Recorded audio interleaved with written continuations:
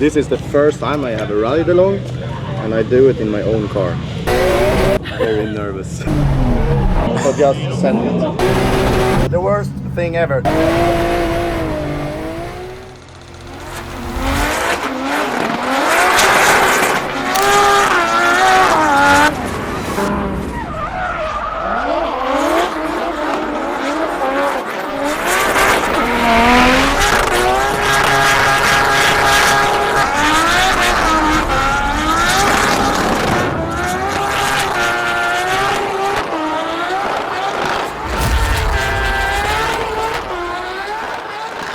Right, Kevin, here we are again, Gatebil. What's this corner called? Mjölby. Mjölby corner? Yeah, Mjölby corner. Mjölby is that way? Yeah. We're here in the Mjölby corner almost a year ago. It's crazy how quick that this year has gone, but also how much stuff that we've done. Yeah. I mean, last time we came here, I'd only chatted to Kevin online, on Instagram. He'd sent me some advice on building the Volvo. We were still, I think at this point, still a complete bare shell. We had the engine in a roll cage. Yeah. And this is the first time I was coming in to actually sit in your car and see what I was going to end up with. And now we're here. My car's here. I've not got the Corvette, we've got the Volvo. Yeah. These cars are like brothers. And I feel like we're like brothers now. Yeah, Guinness brothers. We're the Guinness brothers. Yeah. We would be drinking Guinness now. It's definitely the time for Guinness, but Sweden has a zero tolerance on alcohol and we have to drive the cars back. Yes. We don't want to get banned because this event's awesome. But yeah, it is. What about you? What do you think of this event? What is it you love so much about Gatebil? Gatebil is like everything. It is daytime, it's full action on the track.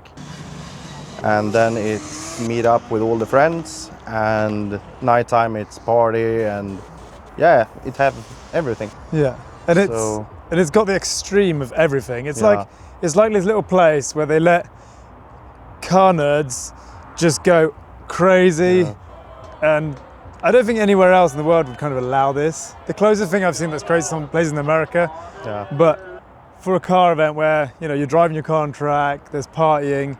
It's super cool, and there's just so much weird stuff happening all the time. We were all stood in a queue earlier to get our driver license bands, and a Volvo limousine drifted past us, and that has 800 horsepower. Yeah. And then next time you'll see Nissan and BMW, all the other drift cars, and then there'll be American pickup truck drifting. Yeah. And then there's party buses, strange scooters. Everything. Everything. Yeah. I love it. So yeah, if you're watching this and have not come to this event, you need to come before it gets. Some events like this got to be banned. Yeah. At some point, because it's crazy. Yeah, it is, and I love it. It's the best event we have in Sweden. Yeah, and we've just done Thursday, which is day one, which is kind of like a setup day, really. Yeah. It's an open pit lane. We got to test our cars. I got to brake my car. I had a load of overboost issues. Then blew the hole in the manifold from probably the overboost issues, but at least that broke rather than the engine. Yeah. Fixed that. Loads of friends got involved. Black Smoke Racing helped us fix it, got their welders out. That was good. And then now we've got a full day tomorrow. We've got the bredsladding competition. Yeah. Then you've got Nordkampen, that's Saturday. No, tomorrow. Oh, tomorrow is Nordkampen, and bredsladding Saturday? Yeah. Ah, okay, right. You learn things all the time, but we've got 3 more days of drifting if we want to. Yeah. And we're going to get some good time to hang out as well. 100%. But what about you, Kevin? Your car, have you done much changes in the off season? No. No, we didn't. Yeah, we changed the fuel system in the car. Otherwise, we didn't do anything. No. It ran perfectly. The engine was almost new when we went to the LC World Tour last year.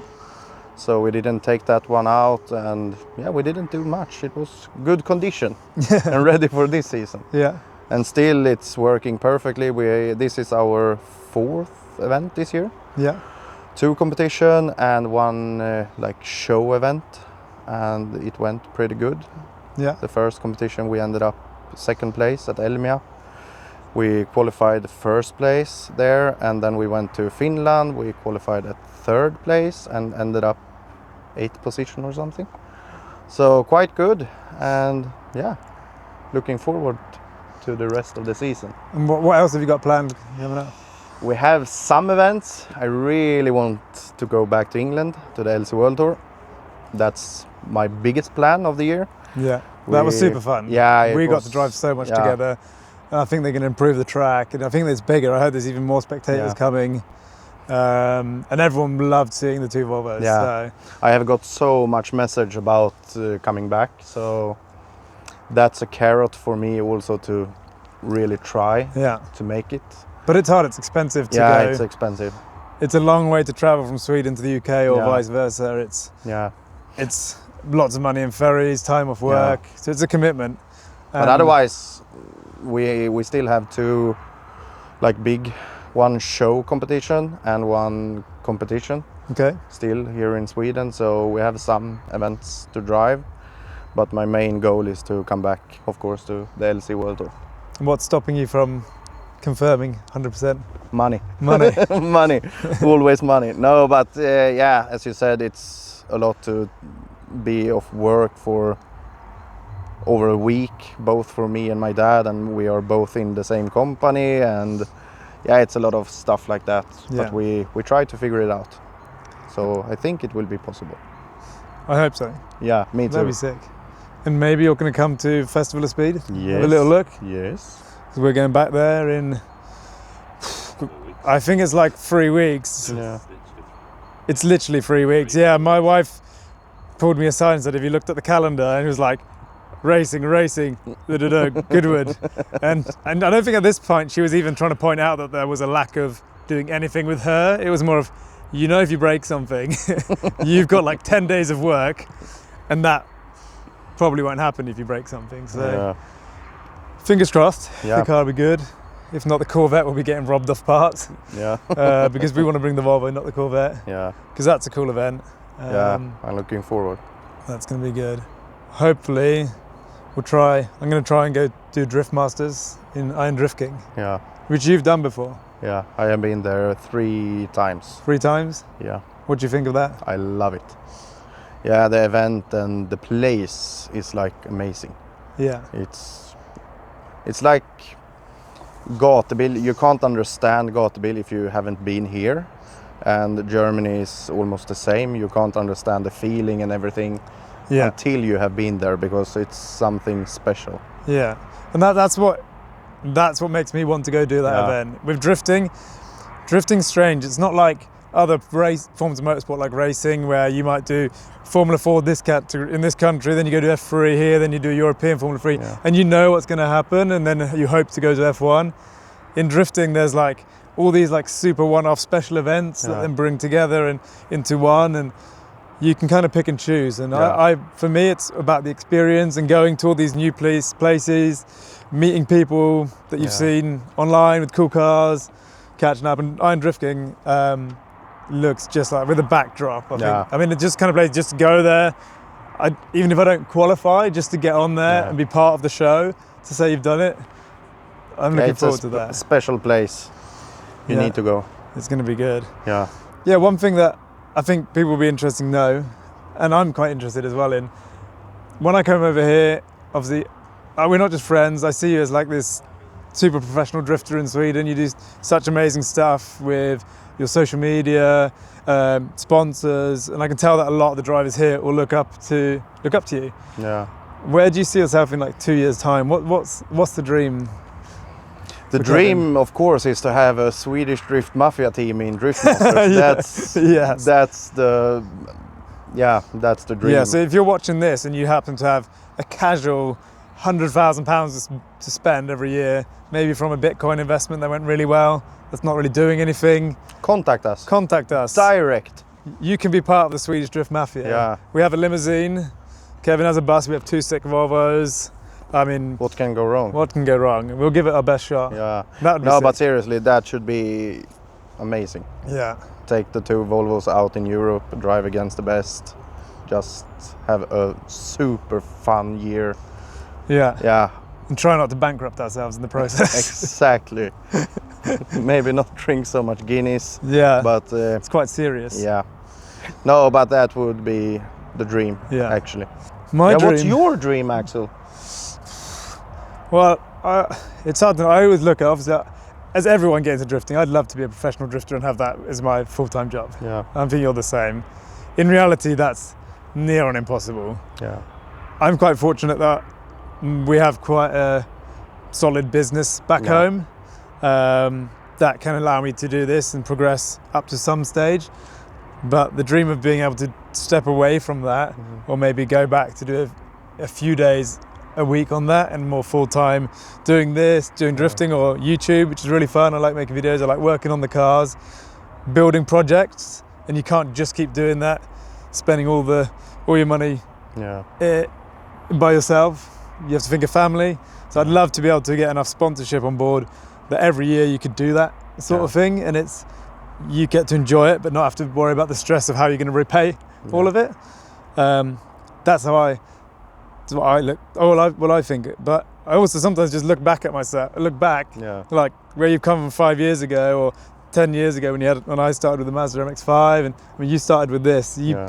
I never dreamt that I would, be going to Goodwood, driving with James Dean, Bagsy and Mad Mike, all these people that I looked up to.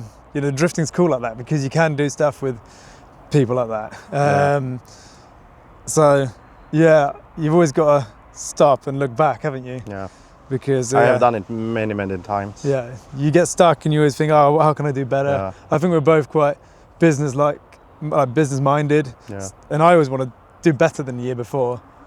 Like I look at some people when they're drifting, they're just happy to just go burn tires, and you're doing the same thing, and if you're not doing anything extra, like eventually you'll get bored of that. So I hope, my main worry is that drifting as a sport might peak at some point, and then the next hit, it's a bit like a drug, isn't it? You go to a cool event and then the next event is not so cool.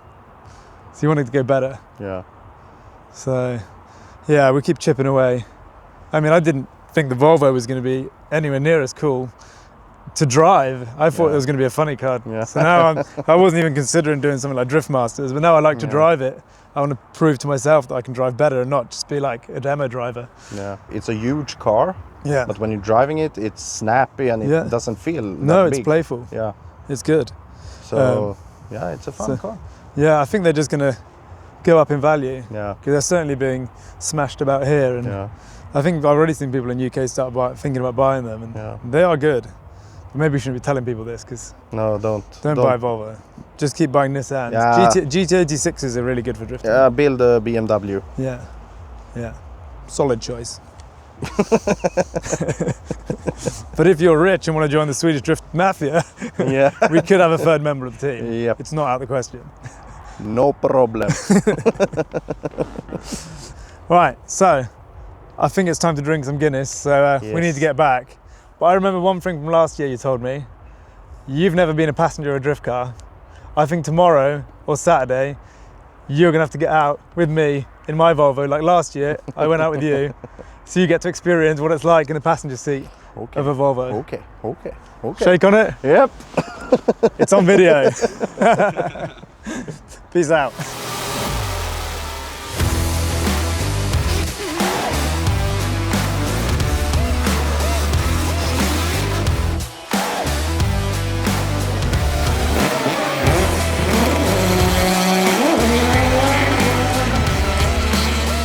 Right, so we've got a slight change of plans with what's happening. I was meant to be taking Kevin out in my car, which I was looking forward to, but we don't know if my car's going to give 4 bar of boost, 1 bar of boost to blow the engine up. So, I talked to Kevin, and he is letting me drive his car, and I'm going to take him as a passenger. So not only do I get to drive a car I've never driven before, but Kevin finally gets to go as a passenger in his own car. He has pre-warned me in the last session that pretty much every warning light on the dash is on, it's vibrating, the steering wheel shakes. Everything is shit. I'm not sure if he's about to set me up for breaking his car, but he says it's okay. So we're gonna change engine and everything after this event. So yeah, we've got that on paper. It's about to go wrong anyway. So I'm looking forward to this. Do you have any tips? Oh yeah, don't kill me. Okay, kill the engine, not you. I am very nervous. This is the first time I have a ride along, and I do it in my own car. What could possibly go wrong? Nothing. Nothing. Or everything. But you know everything that's about to break. Yeah. Yeah, but the most important thing is ignore the low oil pressure sign. Okay. Because it's all the time. So just send it.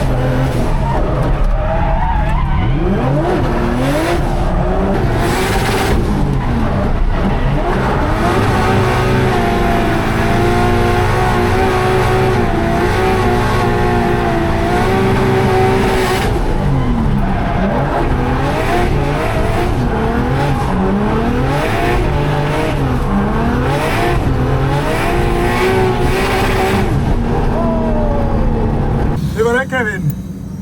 Det värsta jag gjort i hela mitt liv. Fan. English? English. How was that, Kevin? The worst thing ever. No, but actually it was weird because it's going so fast and I have taken away so much grip in the car now. So now I understand when people say, my God, this car is fast. My God, but you was sending it hard. I didn't think it was going to, but backwards entry, flat out. I hold this camera and I closed my eyes and I hold it and I hope for the best. I think it will be super fun to watch this one. My God. Yeah, well, I wanted to give you a proper ride. Yeah. It feels just like my car, really.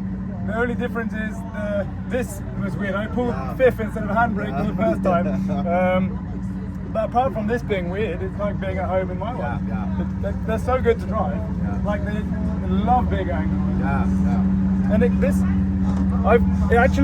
it comes through the revs pretty similar to mine. It's really quick. It almost feels like the window's quite small from when it hits the limiter. So what a great way to finish at Gatebil. Yeah. Thank you so much for letting me drive your car. Yeah. Sorry I couldn't take you out in this one. No. But we'll have to come back. But that was so much fun for me. It was just like driving my car, but slightly different. Yeah. Apart from the handbrake and the gear stick being in the wrong places. I definitely went up a gear instead of handbrake once. But how was it for you? Scary. Yeah, I think you're gonna see it on the footage because I'm holding the GoPro and I was like closing my eyes. I was screaming because that was so scary. But still, I enjoyed it. And I was driving, trying to not make you look disappointing out on track. Yeah. People probably thought it was Kevin driving, whilst also having like all the dash lights flash at me like a Christmas tree, and kind of looking over Kevin, waiting for him to be like.